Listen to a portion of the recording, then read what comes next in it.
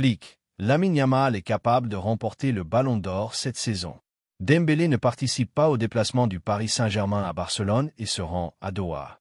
Le FC Barcelone annonce la prolongation du contrat de Marc Bernal jusqu'en 2029. Une légende du Barça s'intéresse à cette affaire.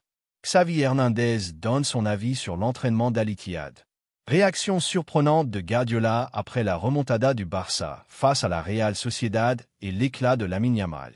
Et avant de commencer, n'oubliez pas de partager votre avis dans les commentaires sur la performance du Barça hier. Et si vous êtes supporter du FC Barcelone, n'oubliez pas de vous abonner à la chaîne, de liker et de partager.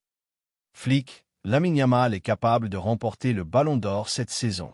Hans Flick, l'entraîneur allemand de l'équipe première du FC Barcelone, a commenté la victoire du club catalan contre la Real Sociedad grâce aux inspirations de Lamine Yamal. Lamine Yamal était remplaçant contre la Real Sociedad alors que le score était à égalité. Et en seconde période, dès son entrée, il a eu besoin de moins d'une minute pour offrir la passe décisive du deuxième but à Robert Lewandowski. Lamine Yamal a perdu le Ballon d'Or au profit d'Ousmane Dembélé lundi dernier, avant son premier match après cet échec, ce qui a conduit à une question adressée à Flick à ce sujet. Flick s'attend à ce que Lamine Yamal gagne le Ballon d'Or. Flick a déclaré lors de la conférence de presse, en réponse à une question sur la perte du Ballon d'Or par Lamine Yamal, « Il a perdu cette année, et cela ne peut pas être changé. » Il a ajouté, « L'opportunité reste devant Lamine Yamal de le gagner l'année prochaine. Cette saison, il peut jouer à un niveau similaire, voire meilleur que l'an dernier, et je pense qu'il va le viser. » Il a insisté, « Tout le monde sait que chaque joueur aime remporter ce trophée et qu'il a beaucoup de valeur, et que Lamine soit parmi les vainqueurs est quelque chose d'important, mais pas seulement pour lui. » Il a conclu en expliquant, « Je pense que nous avons beaucoup de joueurs qui peuvent gagner le Ballon d'Or l'année prochaine. » Quelle est la date du prochain match du Barça? Le prochain match du Barça sera contre le Paris Saint-Germain le mercredi 1er octobre, dans le cadre de la deuxième journée de la phase de groupe de la Ligue des champions de l'UEFA. Lamine Yamal pourrait débuter titulaire pour la première fois avec le Barça en Ligue des champions, puisqu'il avait manqué le match précédent contre Newcastle à cause de la blessure subie avec la sélection espagnole lors de la dernière trêve internationale. Dembélé ne participe pas au déplacement du Paris Saint-Germain à Barcelone et se rend à Doha. Le Paris Saint-Germain a annoncé qu'Ousmane Dembélé se rendrait à Doha pour poursuivre sa rééducation, en raison de la blessure dont souffre le meilleur joueur du monde. Ousmane a reçu le prix du Ballon d'Or en tant que meilleur joueur du monde en 2025, décerné par le magazine France Football, devant Lamine Yamal. Le joueur français ne sera pas présent avec le Paris Saint-Germain face au FC Barcelone en Ligue des Champions, en raison de la blessure contractée lors de sa participation avec l'équipe nationale française pendant la dernière trêve internationale. Le Paris Saint-Germain annonce le plan de traitement de Dembélé. Dans un communiqué officiel, le club français a confirmé qu'Ousmane Dembélé se rendrait cette semaine à l'hôpital Asptar dans le cadre de son processus de rééducation. L'hôpital Asptar, situé au Qatar, compte des médecins de haut niveau et est spécialisé dans les blessures sportives. Le Français y était déjà allé en 2019 puis en 2020, lorsqu'il jouait pour le FC Barcelone. Samedi, Dembélé avait laissé entendre qu'il pourrait participer face au Barça, mais après le communiqué du club, il poursuivra sa convalescence pour soigner sa blessure à la cuisse droite. La durée de son absence n'a pas été précisée, mais certains rapports indiquent qu'elle pourrait durer 6 semaines, même si le joueur estime pouvoir revenir avant ce délai. Quelles sont les absences du Paris Saint-Germain contre Barcelone? Il est confirmé que Marquinhos manquera le match contre le Barça mercredi prochain, tout comme Désiré Doué et Joao Neves, dont la participation reste incertaine. Enfin, Kvaratskhelia et Vitinha attendent encore les derniers examens médicaux pour connaître leur disponibilité à environ 72 heures de l'affiche tant attendue.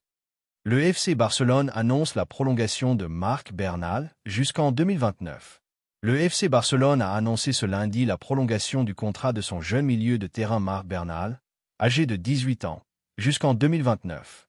Dans un communiqué publié sur son site officiel, le club a indiqué « Le FC Barcelone et le joueur Marc Bernal sont parvenus à un accord pour prolonger le contrat jusqu'en juin 2029. » La signature a eu lieu ce lundi matin dans les bureaux du club en présence du président Joan Laporta, du premier vice-président Raphaël Juste et du directeur de la section football d'Eco.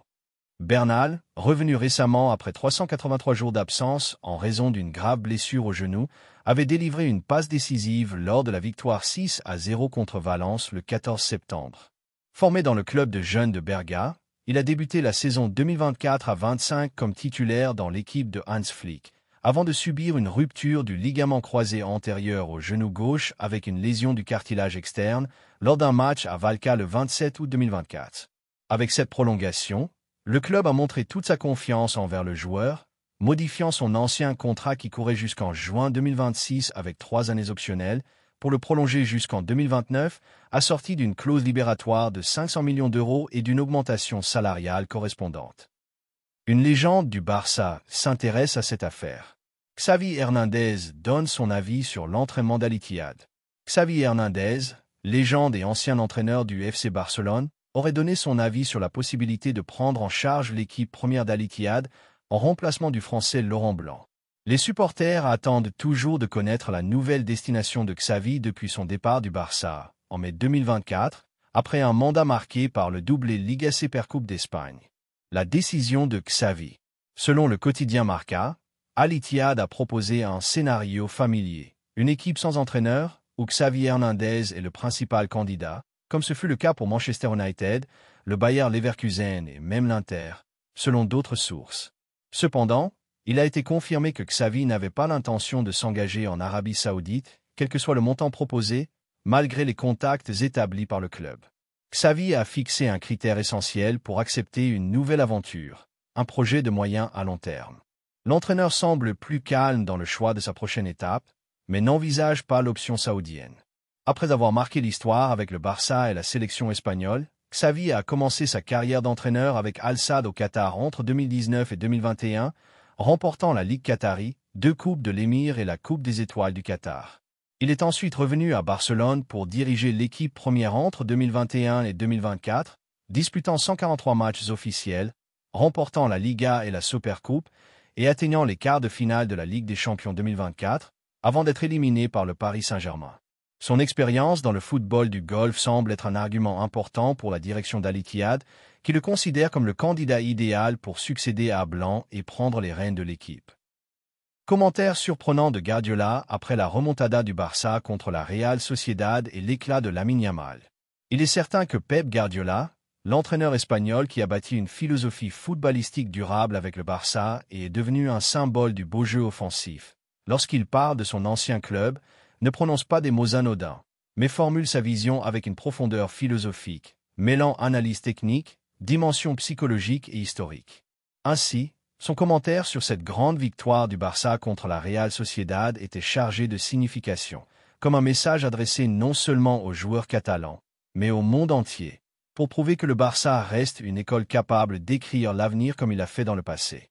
Guardiola, qui sait parfaitement comment se construisent les grandes équipes, a souligné d'abord que la victoire n'était pas simplement 3 points de plus au classement, mais un message clair. La véritable identité du Barça est de retour. Pour lui, la capacité de l'équipe à renverser des résultats et à dominer dans les moments décisifs signifie que les joueurs sont pleinement conscients de ce qui les caractérise, une équipe qui ne connaît pas la résignation, une équipe qui se nourrit de la pression. Il a indiqué que ces victoires complexes, obtenues dans la souffrance et la tension, sont celles qui forgent réellement la personnalité de champion, bien plus que les larges succès faciles.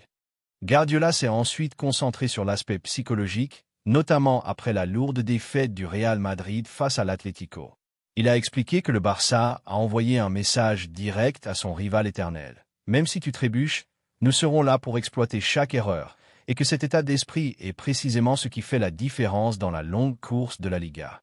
De son point de vue, cette coïncidence entre la défaite madrilène et la victoire blaugrana a été idéale pour donner aux joueurs de Hans Flick un énorme élan, leur permettant d'aborder la prochaine phase de la saison avec combativité et confiance retrouvée.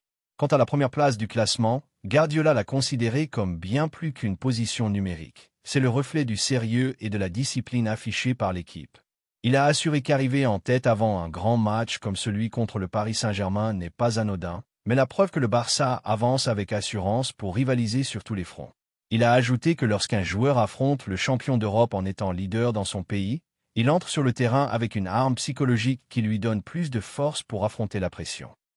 Mais ce qui a le plus retenu l'attention de Guardiola dans ce match, c'est la personnalité du jeune talent de 18 ans qui a ébloui par ses touches et offert la passe décisive de la victoire.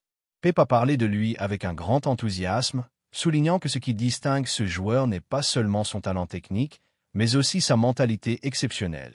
En 40 secondes seulement, comme l'a dit Guardiola, il a montré au monde que le football ne connaît pas l'âge, mais le courage et la capacité de décider dans les moments cruciaux.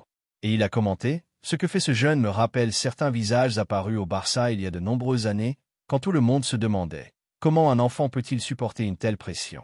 Aujourd'hui, nous voyons à nouveau la réponse. Parce que le Barça inculque la culture de la victoire dès l'instant où l'on entre au club. Guardiola n'a pas non plus oublié de saluer l'ensemble du système, considérant que l'éclat des jeunes ne vient pas du néant, mais d'un environnement de travail structuré créé par l'entraîneur. C'est pourquoi il a félicité Hans Flick, qui selon lui poursuit le travail de ses prédécesseurs en consolidant l'identité du Barça, tout en ajoutant sa touche allemande dans l'organisation défensive et les transitions rapides. Il a affirmé que Flick prouve jour après jour qu'il sait gérer le vestiaire avec brio, surtout lorsqu'il donne confiance aux jeunes et les place au centre de la scène, comme ce fut le cas contre la Real Sociedad.